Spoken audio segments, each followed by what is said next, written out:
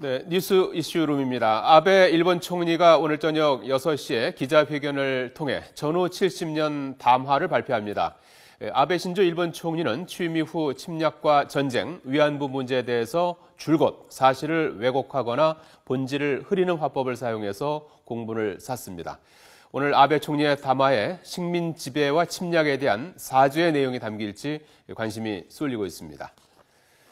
자, 일본은 2차 세계대전 패전 후 여러 차례 총리나 장관의 담화를 통해서 전후 질서에 대한 자국의 지향점을 밝혀왔습니다. 일본의 과거사와 관련한 대표적인 담화는 세 가지로 정리가 됩니다. 이른바 미야자와 담화, 고노 담화, 무라야마 담화입니다. 자, 첫 번째 담화는 미야자와 기이치 당시 관방장관의 담화입니다. 1982년 8월 일본의 역사 교과서 왜곡 사건이 발단이 됐습니다. 일본 교과서의 3.1운동을 폭동, 침략을 진출이라고 표기하면서 커다란 파문이 일었습니다. 이와 관련해서 당시 일본 정부 대변인 역할을 하던 관방장관 미야자와 기이치가 나서서 사과를 하기에 이릅니다. 이후 1991년 위안부 피해자였던 김학순 할머니가 피해자 가운데는 최초로 일본군 위안부에 강제 연행당한 사실을 공개적으로 증언한 일이 있었습니다. 김학순 할머니의 공개 증언 이후 위안부에 동원됐던 할머니들의 피해 신고가 잇따랐습니다. 그러나 일본은 위안부 사실을 인정하지 않았습니다. 결국 2년이 지난 1993년 8월 일본이 위안부 강제 동원을 인정한 것이 바로 고노 담화, 고노 요헤이 당시 관방장관 담화입니다.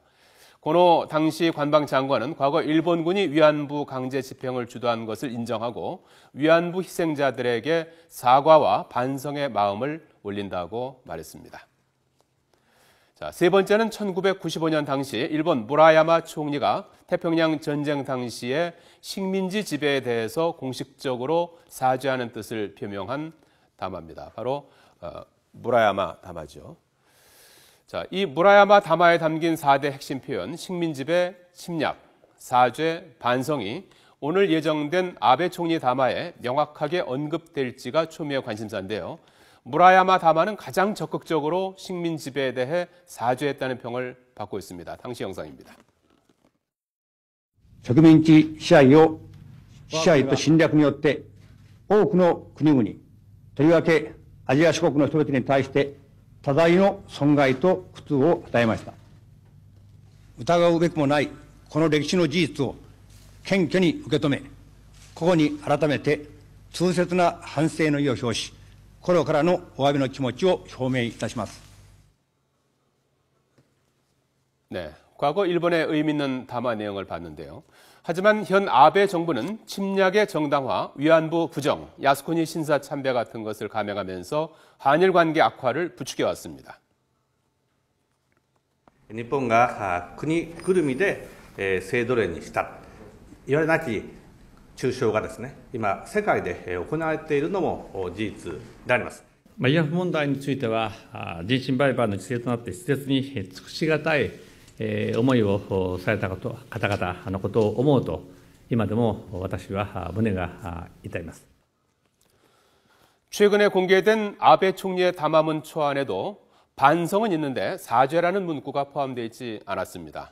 박근혜 대통령은 지난 10일 수석 비서관 회의에서 이런 일본 정부의 태도에 보다 성숙한 자세를 요구했습니다. 일본 정부가 역대 내각의 역사 인식을 확실하게 계승한다는 점을 분명히 함으로써 우리나라를 비롯한 주변 국가의 관계를 새롭게 출발시키려는 성숙한 자세를 보여주었으면 합니다. 네, 광복 70년, 일본의 식민 지배는 아직 100년도 채 안 된 우리 역사의 아픔입니다. 일본 내부에서도 과거사 인식에 대해 비판의 목소리가 쏟아지고 있습니다. 아베 총리, 주변에 귀를 좀 더 기울여야 하지 않을까요? 아베 총리의 최종 담화문, 진정성 있는 사과가 나올지 지켜보겠습니다. 뉴스 이슈 룸이었습니다.